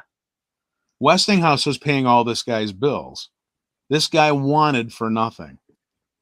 And there are pictures out there, just like the erroneous pictures of Princess Diana in the crash that were not right. There are pictures out there that they say that, oh, this is what Nikola Tesla looked like in the last days. Didn't he look terrible? Not Nikola Tesla. It's erroneous. It's not Nikola Tesla. I don't know who put that out there, but they do a good job to discredit and twist information that they really want. Nikola Tesla had developed the death ray. They called the death ray. That's not what he called it. He called it something else. And the reason why, he was a humanitarian. He cared more about people than he did money. So the country's at war. And he develops this electron beam that will just wipe everything out. Fleets of planes it will take down. And it's very, very economical to use. Won't cost any human life to end the war. And it's presented to, guess who? FDR. FDR is not going to use this. He wants to split the atom. They're working on something else. And with Operation Paperclip, with all of the Nazis who had defected, were given the opportunity to defect the United States and bring their technology over. You know, they advanced the heavy water experiments and made America's nuclear program what it was. They didn't want Nikola Tesla's technology. So what he did, being Nikola Tesla, is he started to vend it and market it to other countries. That's what got him killed. And of course, just like Elvis, just like Princess Diana, just like Sonny Liston, just like Marilyn Monroe, guess what happened? We have a sanitized death scene, and everything has been stolen and rearranged. In the case of Sonny Liston, Sonny Liston had he was terribly afraid of needles. When he went to the dentist, they used to have to knock him out because he couldn't take the sight of the needle. And here's this big monster of a guy who's afraid of a needle. So he dies with needle marks in his arms, and they're trying to say that he was an intravenous drug user. But they have a problem with that because there's no drugs found in his system. Right. Same thing with Marilyn Monroe. Okay, this is another interesting one. All right, and all of these deaths linking back to Nikola Tesla, who has a thread back to FDR, who has a thread back to the Nazis. Isn't it interesting how all these things come to play? Marilyn Monroe, you know, when you die, the lowest, when your heart stops beating, the water pump in your body stops pumping, your blood pools and it settles. And where the lowest point of where it settles gets a purplish or blue or bluish hue on the outside of the skin. And that's called livor mortis. When they went to Marilyn Monroe's bedside and they saw her death scene, they immediately knew that it had been rearranged because livor mortis was on the opposite side of her face. Yeah. The side with the bluish hue was up, not down. Elvis Presley, same thing. Dan Warlick goes to his death scene. The entire place is sanitized, all of it. There's even cleanser on the floor where he aspirated into the carpet. Nikola Tesla's death scene is the same way. So what I'm going to do with Nikola Tesla is I think I'm going to end the book series with Nikola Tesla because I want to move on. I don't want to be typecast into this. Right. I don't want to be the murder guy. Okay. I want to get into some other things. Maybe I'll write about circles and squares or something. Who the hell knows? Maybe I'll write a children's book. Be a quantum leap there. Speaking of quantum leap, let's talk about Nikola Tesla here because, I mean, the Philadelphia experiment that the Navy did, and then everything got quieted down over it. Now, my dad was in the U.S. Coast Guard at the time, and he heard from guys aboard that ship about what had happened. And it all got squashed down. That's interesting. Is your father still with us? No. Oh, I would love to get that interview. But he told me directly that because he remembers when the movie came out, you know, the first movie about it came out, and he told me that directly, that he had talked to guys that had been on the ship. I would dare say that Nikola Tesla was so far above us and ahead of us and more advanced than us, it would be like us being advanced past the amoeba. Mm-hmm. And because he was working on secret things, and because his laboratory was burned to the ground and all of that information was lost, is there any doubt that is there any wonder why there's no video footage of this guy? Oh, absolutely. He was so far ahead of everything. And there was a thing on one of those TV shows about it too, about these guys like Tesla and even Einstein, and how they felt that they had alien DNA and all this was going on because these guys were so far ahead of everybody. Well, there was a quote, and I tried to find it and I lost it, but I remember hearing about it. Somebody asked Albert Einstein what it's like to be the smartest man in the world, and he said, "Go ask Nikola Tesla." Yeah, he was. So there you go. Okay, so Nikola Tesla was being spied on by multiple people, multiple governments in that hotel. He was in the hotel for a reason. He knew he was being threatened. He Mm-hmm. knew what was going on around him. This is not a dumb guy. He wanted to be around the hustle and bustle of other people because he knew what was coming. So, interesting enough, Nikola Tesla crosses against two presidents. Hmm. John G. Trump was the one who was charged with the responsibility of inspecting all of Nikola Tesla's information. And guess what? There are trunks missing of what he was working on. When Wow. they counted the amount of trunks, he had trunks filled with documentation. When they counted the amount of trunks at the death scene, and they shipped all these things back to his native land, there's a lot of information missing. Where the hell is this stuff? Mm-hmm. Well, you can guess who took it. The United States government has it. Sure, they did. Sure. So, everything repeats itself. Another sanitized death scene. He, one of the people who was his assistant early on was George Bush's grandfather, Prescott Bush. Mm-hmm. Prescott Bush was friends with Nikola Tesla, who helped him with his experiments.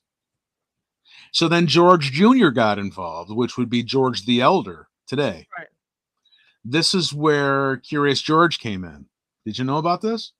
No, I had no clue. Nikola Tesla nicknamed George Bush the Elder Curious George because he was always up to something and he was always in his files and he was always trying to do something. Wow. So out of that, Curious George, that's where the monkey came from, the Curious George cartoon. That's where it came from. Nikola Tesla brushed up against two U.S. presidents, Trump and Bush. And not to mention that Curious George had been an aviator in the Navy during World War II. Very interesting point. Very, very interesting point. You can't make this up, and this is what drives me crazy. Why is this not in history? And when I start talking about the July 1944 Dr. Frank Leahy's memo, when he lists FDR's ailments, Mm-hmm. and he says flatly what's wrong with this guy. That was released on the History Channel on their website on April 12th, 2011. Well, April 12th is the day he died. But 2011, that's where I got it from. That's where it's in my book. It's gone now. Mm-hmm. Goodbye. It's off the web. Now, I know Google is sanitizing things. Google used to be the, teller of all information, great and small. Right. It's not anymore. Now they're telling you what they want you to hear. Oftentimes, and I know in my day job, I work with Google's algorithm all day, every day. They're not telling you the truth. It's kind of like the National Archive. The National Archive is not the keeper of all kinds of knowledge. It's the governmental library. They're only putting in the National Archive what they want you to see. And here's case in point to that point. And I'll come back to another search engine you can go to get more information. I'm giving away all of my little secrets here. As long as it's not the black web, the dark web. No, it's not that. I'm just kidding. I mean, yeah, I don't know about the dark web, guys. I just know what they say. That's all. Yeah. Well, it does exist, that's for sure. But there's the website that you can go to where you can find things that Google has sanitized. Okay. And I'll come right back to the National Archives and the JFK assassination in a second. Okay. And why I'm not going to write the book on JFK, even though people have been pounding me on the forehead to write this thing. I'll come back to that in a second. Go to dogpile.com. Dogpile is the search engine of all of the search engines. So you're going to get results from Google. You're going to get, believe it or not, there are other search engines out there. You will find things primarily in the COVID-19 universe. You will find studies and things that are credible on Dogpile that you are not finding on Google. Mm-hmm. You will find that on all kinds of information, credible information that you are not finding on Google. Google is starting to play games. Try this sometime. Go to your computer, go to Google and type in white American doctor and see what comes up. You get an explanation as to why they're not going to show you white American doctors. True story. They are playing with what you're seeing. They are now bought into the big electron. They are now bought into only what they want you to see. That is very disturbing because it used to be a very reliable thing. It's not anymore. Okay, to the National Archives and the JFK assassination and why I'm not writing that book. Much to the chagrin of the dozens of people who have been trying to put me on this trail. There was a guy who wrote a book. His name is Don Adams, and he was in the FBI. And he's passed now. I passed in 2016 because we're getting to that point in history when all of these people are gone. Right. I ran into that when I wrote the Elvis Presley book. I knew most of the Memphis Mafia. Mm-hmm. They're all gone but two now. The only person that exists that knows all of their stories is me, I think, because what they said publicly and what they said privately were far two different things.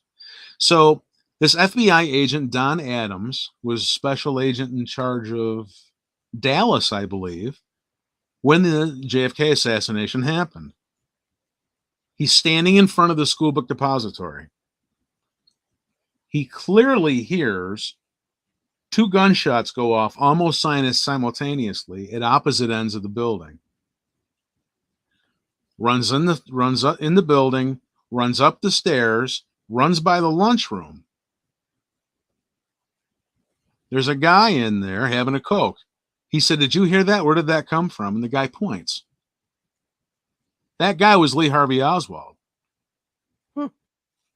How could he have shot those guns on opposite ends of the building, be in the lunchroom drinking a Coke?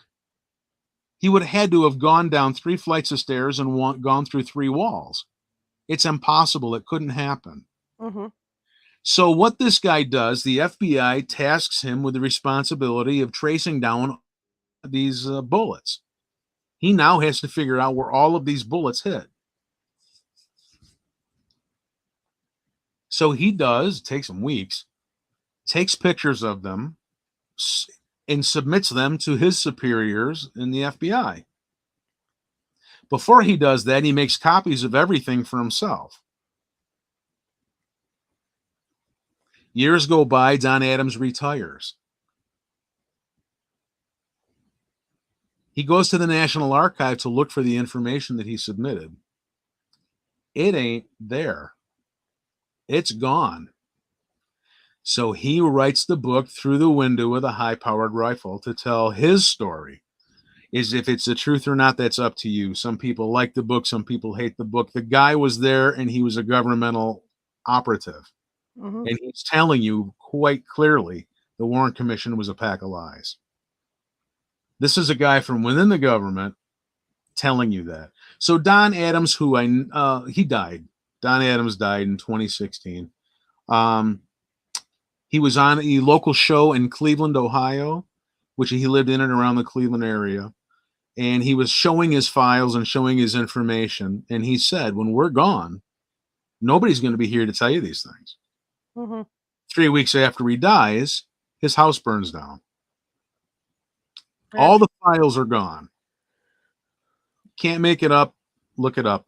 I traced his son down because I wanted to get some information. And his son is a sergeant in one of the police stations around the Cleveland area. And he's the one that told me about the fire. Everything's gone. This is one of the reasons why the JFK book, even though everyone wants it and they've been requesting it. The JFK research community, and I know most of the people in there, they're nice people, but even the people who agree fight and argue with each other. Mm-hmm. If they believe in a conspiracy, they're fighting and arguing about the stupidest things. How many cavities Lee Harvey Oswald had in his teeth? Who in the hell cares? But all these people do is fight and argue and malign people. And you know what? I'm not going to put my nose in that trough. And I could very easily write that book, and here's why. My cousin James Snyder was a presidential guard for 4 presidents. One of them was JFK. He liked JFK. His favorite was Eisenhower. Mm-hmm. He was not in Dallas at the time. He was back in Washington. And when you are basically a White House policeman, there are different stages or different stations that they assign you at so you don't get bored. So one day Mr. Johnson would be over here, the next day he'd be over there, or so forth. Well, it just so happens that my cousin was in rotation at this time to receive the presidential limo after the assassination. What he did was he cataloged all of the bullet holes, and he wrote down, I wish he'd had a camera, but he didn't. He wrote down all of the bullet holes and the condition of this limousine. There were 3 bullet holes in the front, 1 through the windshield, 1 in the hood, and 1 in the front fender. That's pretty hard for a guy to do shooting from behind. So I had real evidence to add to this, but I refused to put my nose in this trough because all these people do is discredit people and argue. And you know what? If I wanted to fight like that, I'd get married. I wouldn't fight with a bunch of old geezers at the JFK assassination. I'm not going to do it. So that's why I'm not doing that one. I might take a look at Martin Luther King because he comes up again.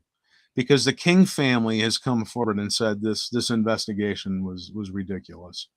I might be talking to doing that at some point in the future.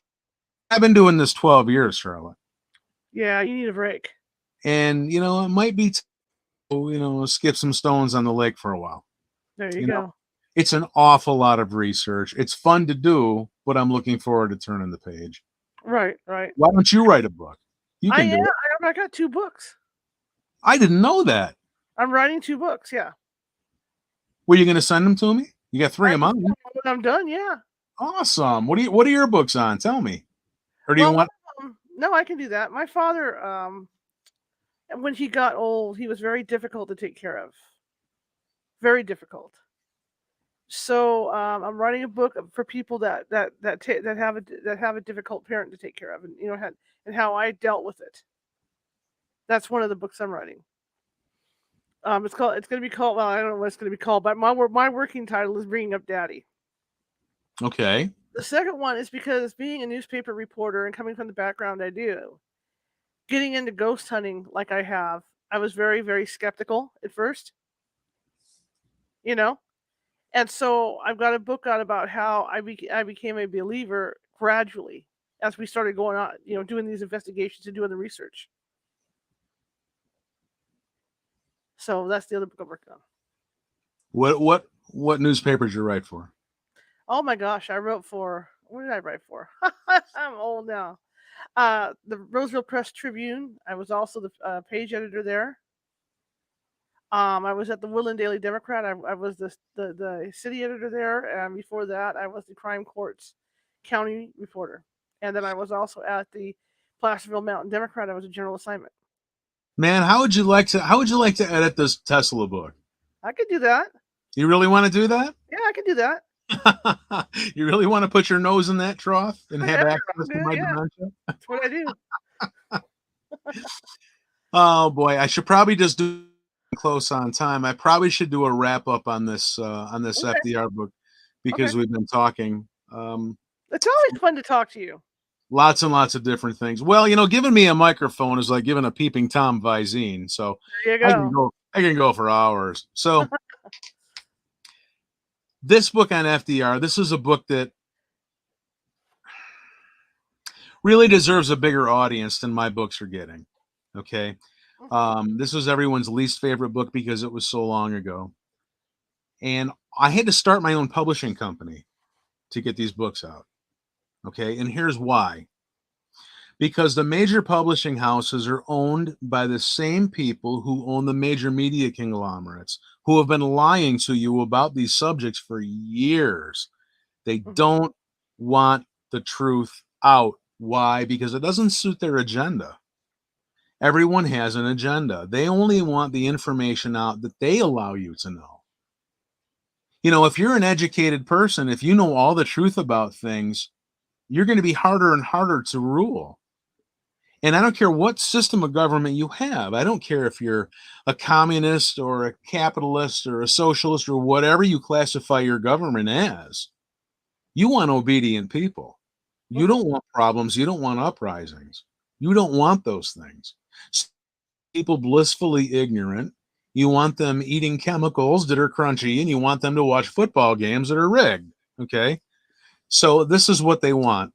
Um, this is why I had to start my own publishing company so I could bypass all of the issues. The book on Elvis Presley just about turned the world on its head. Right. The book on Princess Diana, I just got contacted by somebody over in the UK. Pardon me. They're doing a documentary on it, and they want me on the documentary. Why? Because I'm telling a truth that no one else is telling. This book on FDR, I'm really, really surprised that it sells, but doesn't sell as well as Elvis. Right. Too long. It was too long ago. Okay. FDR's been dead a good long while now. We're creeping up on 80 years. Mhm. Most of the people who would be interested in this book are dead. Well, maybe like I was just thinking because they're trying to put another TV series out there about the Waltons. So maybe Interesting. that'll be a little bit of a resurgence because I mean that's who the president was at that time. So maybe people will be more interested in looking at it. Somebody has to be out there telling the other side of history. Yeah. Somebody has to do this. And when I write a book, I don't care how it sells. I Mhm. write a book because I never say, "Oh boy, this will sell. Let's write that." Yeah. No.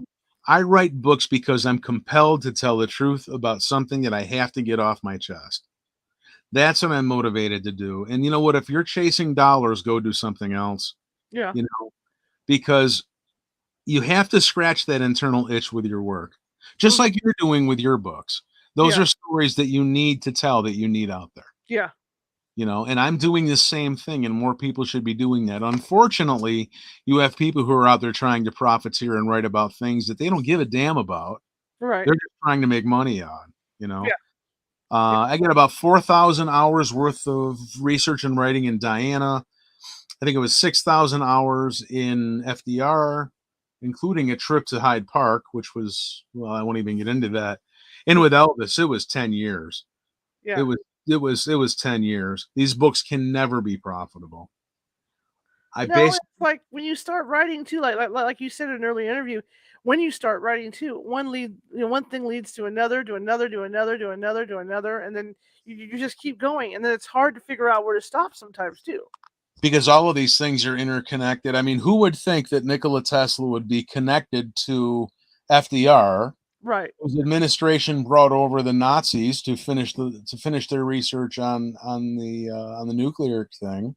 Right. You've got a link right there from Tesla to FDR to the Nazis. To old Bush to first President Bush, Exactly. Then and you then have a Clinton. link to Trump. You have a link to Bush. You Yep. can't make it up. It's Yep. impossible. No. You know what? I want to thank you, and I'm going to miss you for the next 18, 19 months. Well, you do have my phone number, Charlotte. Of course. You can call and say hi. It's okay. Hey, it's my show. You're all invited, but somebody has to come around and do this, and that somebody's got to be me. But There the you go. mule's getting tired. I'm gonna have to. You can only put so many bags on the donkey before he lays down and doesn't get up again. So I'll edit your Tesla book. I think I'll do one more book, and then I'm gonna go do something. But yeah, I might take you up on that actually. Okay. Sounds good. Sounds good. Alrighty. Well, Steve, thank you so much. Everybody loves it when you're on, and your books are terrific. I've read all of them, and I know Marisa read the FDR one, and that's the one she likes the best. My friend Everybody Marisa. has a favorite book. I'm Yeah, glad she liked it. yeah, she really loved it. So, it's always great to have you on, but we won't lose touch. Definitely.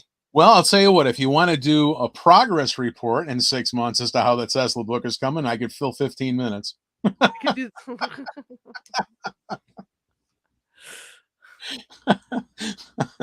We'll beam you in. Boy, I'll tell you. Well, it's always great to be on your show. Get a hold of me anytime. And if anybody out there wants me on their show, go to my website and fill out the thing. I get back to everybody.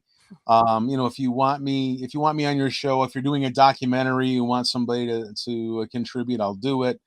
Go to my books if you want them autographed. Go to my website, and if you want my books autographed to something, I'll be happy to do that too. So, thanks everybody. It's been great being on. All right. Have a good one. Take Okay. Bye bye. All right. I knew we were going to go 2 hours tonight, and we did, and it was well worth it because he's always entertaining, and the research he does is impeccable. And you need to get, if you want to know more about the FDR thing, do get the book because it is a very interesting read. It doesn't end quite like you think it does. Just like Princess Diana didn't either, and of course Elvis. Anyway, tomorrow we're back at 6:30 our usual time. John Kachuba is back with us. He had technical trouble on the first show. So he's coming back with us, and he's going to be talking about shapeshifters and other creepy paranormal things. Okay, that's at 6:30 p.m. tomorrow. If you like the show, share it with 5 people. If you hated the show, share it with 5 of your friends. We're equal opportunity here at California Haunts Radio, and we're always looking for subscribers. You can find us by Googling California Haunts on YouTube, or go to the website at californiahauntsradio.com. Click on the click on the video that's on the front page, and that'll take you out to YouTube. And we've got over 190 videos over there that you can watch. 190. In fact, this is I believe, our 105th show for this year. So we've been cranking these shows out. We love having these guests on, and we're real excited and real enthusiastic about this by my producers. Okay. If like I said earlier in the show, this is all nonprofit. I do this because I love doing it, and it's nonprofit. Just like with ghost hunting, I like to help people. I like to inform people with the show. But I do have to pay expenses, and I do have internet expenses and things like that. So if you can kind of help me out, that would be great. That's at paypal.me/California Haunts. That would be wonderful. Or if you don't like PayPal, try Venmo and then type in California Haunts.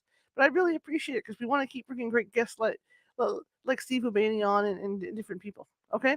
Well, I'm going to close it off tonight because I have other things to do. I need to update the website and get some other things done. But I will see you tomorrow. So have a good evening. Oh, hang on. Let me get you Steve's information. Whoops. Yeah, I almost forgot. There you go. WhoMurderedBooks.com.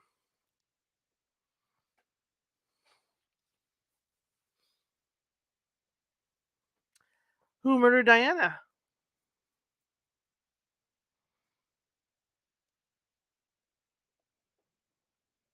Of course, Who Murdered Elvis? And Who Murdered FDR?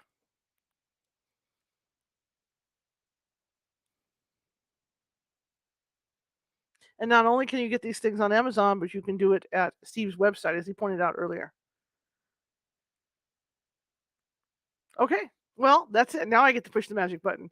But thank you guys for coming, and I will see you tomorrow. Have a good